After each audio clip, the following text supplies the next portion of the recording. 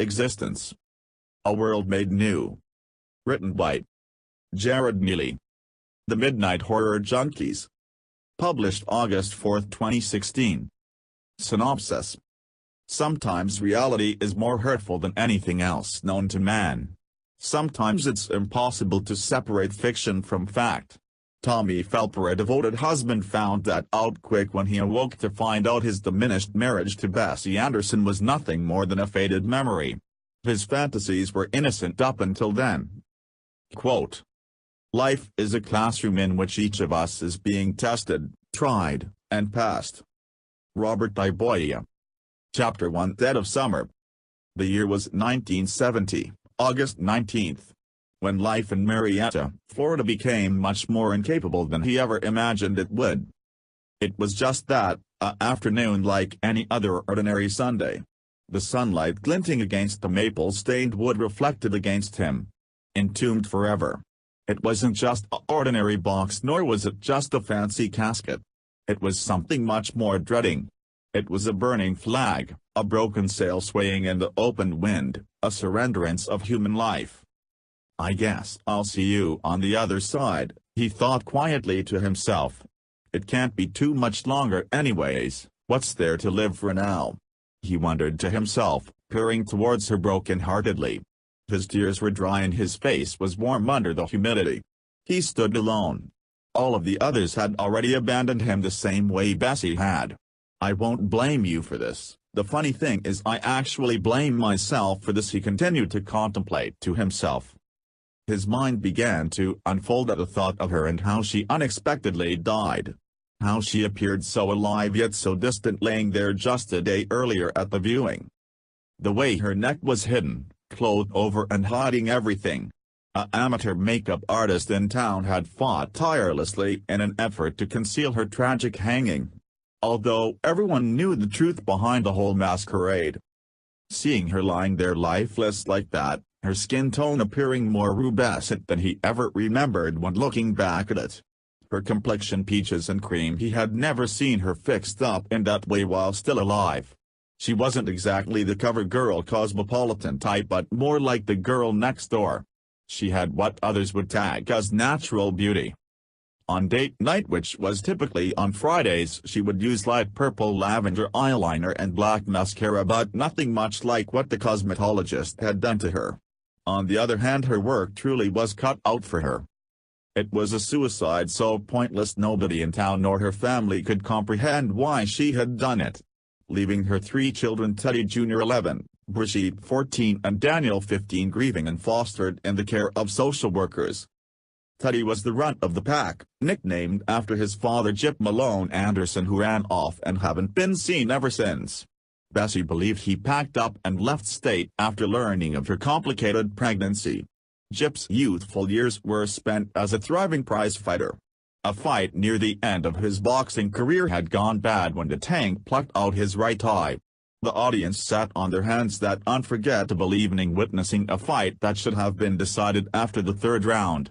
The fight should have been called but hadn't due to the referee placing a bet line on the Tank Harry Heisman, a underweight that somehow pushed his way to the heavyweights. Some believed his fights to be thrown, but after that night they realized the hype had gotten it wrong. They labeled Jip Malone Teddy the Tiger, chanting it after the Tank collapsed along the ropes. The name stuck with him due to his ferocious left jab that had nearly killed the once unstoppable underdog. The other 2 siblings left behind were already teenagers, but the tragedy of their biological mother's untimely passing had damaged them in ways that were unimaginable. 14-year-old high school honor student Brigitte Anderson began inflicting self-mutilation on herself the night she arrived home from cheerleading practice. After accepting her mother's thoughtless death, she began cutting her legs in an attempt at rationalizing, but that was impossible due to the circumstances. The lacerations were just a way for her to release a torment she would forever question. The shock of her suicide was groundbreaking for the Andersons and for her entire extended family. The state of Florida had appointed counseling sessions that Wednesday for her daughter and 2 living sons who had outlived her, which came much too soon and appeared rushed, understanding the gravity of it. There had been no will of testament left behind. There was no logical explanation for how she was feeling at the time and no indication of why she had taken her life. Only the unanswered questions and neighboring gossip that would soon follow, would remain. That despicable choice she had made left all of the others parting for their cars not far from him. He could sense the growing urgency just before they walked away. He watched them retreating not far from her. "That was you, Bessie. Nobody else did this except for you. You hurt a lot of good people with your fucking selfishness, and less. I blame myself for it as always. What have I done to you to deserve this?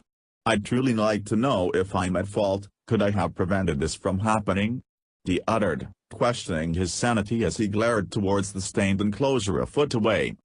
He shook his head in frustration. "God damn it, Bessie, why did you do this to us?" He repeated the thought of her name in his mind while staring at the woodwork. Her casket glimmering against the summer sunset. Trees leaned against it, shading one half of him as he crept closer to her.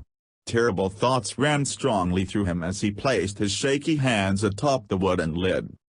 His fingers dug into it, revealing his pain. The sound of uncut fingernails scrapped against her underneath. "Fuck it, you stupid bitch. I should have taken off when I seen this coming," he cried aloud. Immediately, pounding his hands against the solid maple. The hollow noise inside reminded him of his demoralized soul that very moment. He was crushed beyond extinction and carrying the life and death of his truest love against his battered sleeves. His eyes were aching from rubbing against them as he fought to stay awake. He hadn't slept in days since everything surrounding him disintegrated.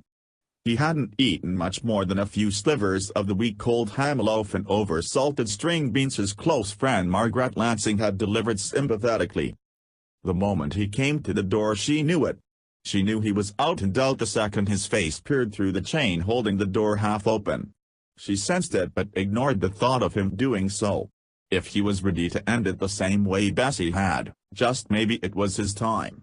Maybe it was supposed to be this way. She explored the idea of it, overwhelmed with total compassion, perceiving him through the underlit doorway. She watched his hideous face as she handed him the expertly plastic-wrapped plate. She could not summon the words he needed as she mustered the only ones she had. "I'm sorry for your loss, Tommy. If you ever need anything, I'm always a phone call away," she said, concerned for him.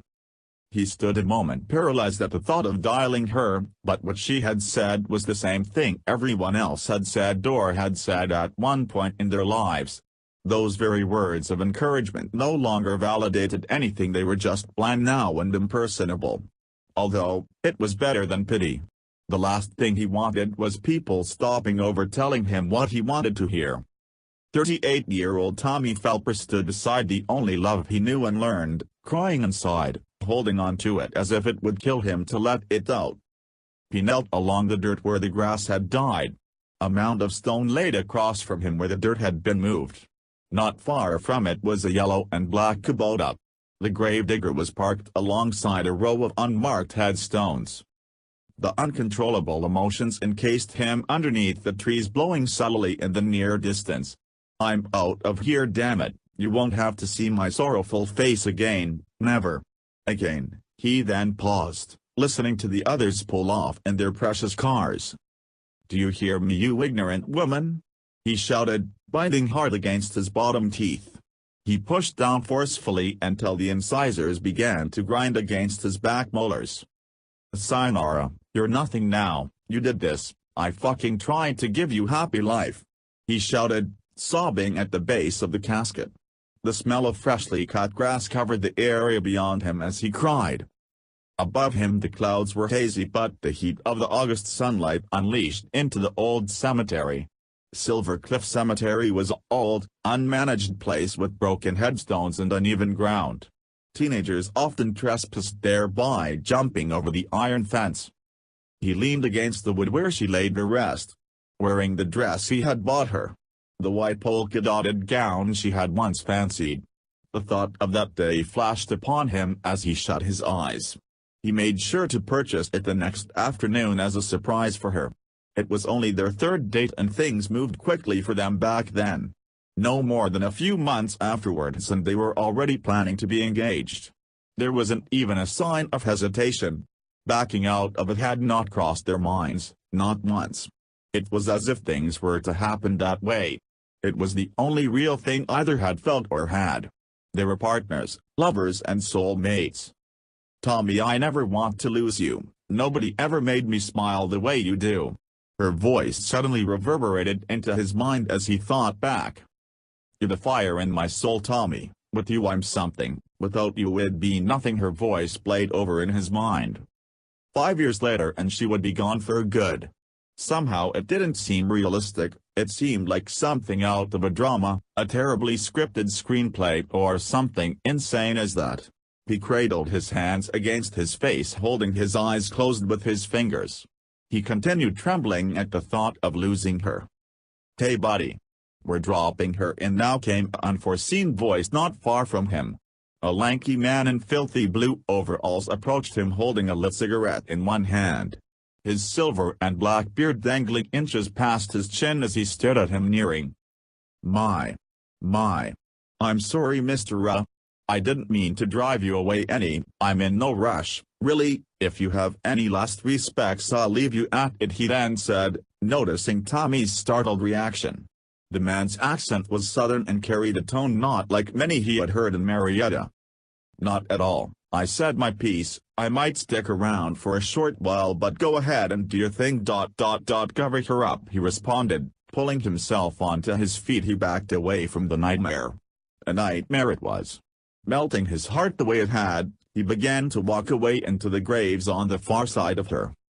It wasn't long after, the gravedigger had clocked out and was nowhere in sight.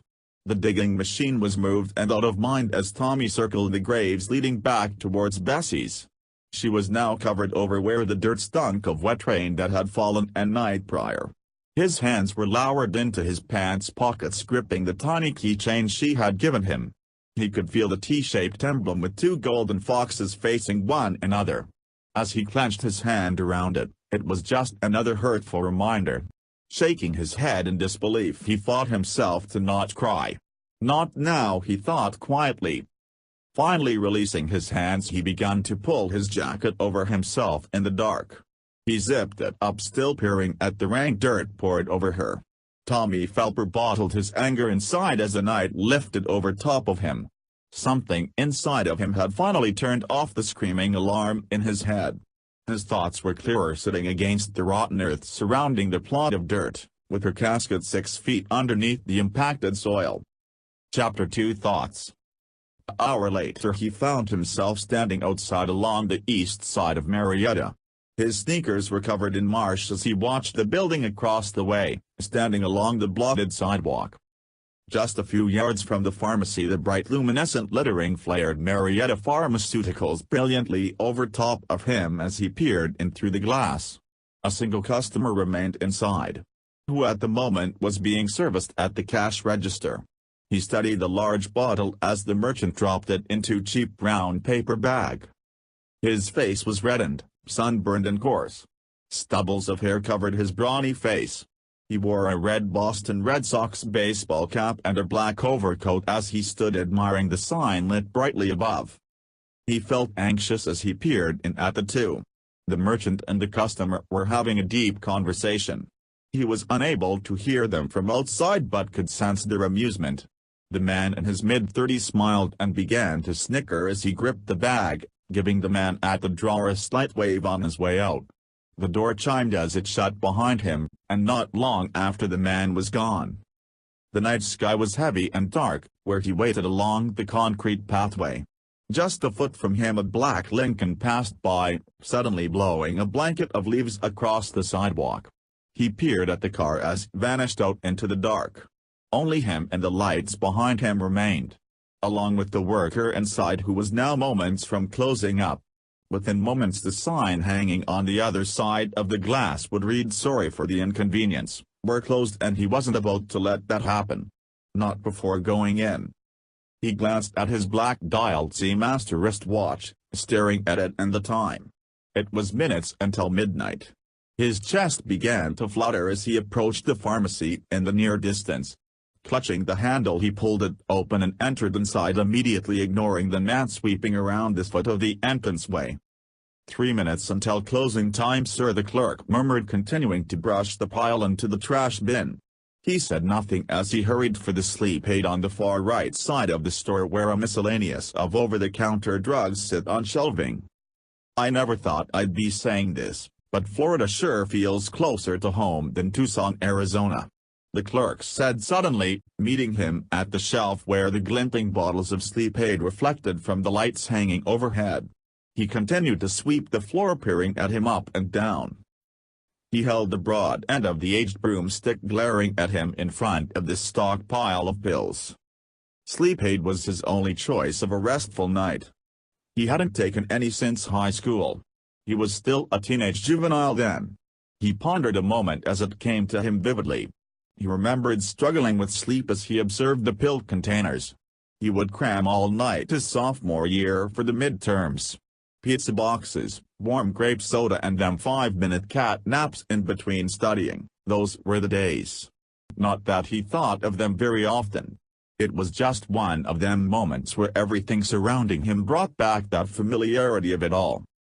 Them futile nights of restlessness were back, and much more demanding on him now, breaking him down as if sleep was nothing more than a nightmare itself. "What do you think about this weather? Beautiful, isn't it? The humidity seems a bit easier to handle out here after it rains," the clerk said again, pointing towards the front end of the pharmacy.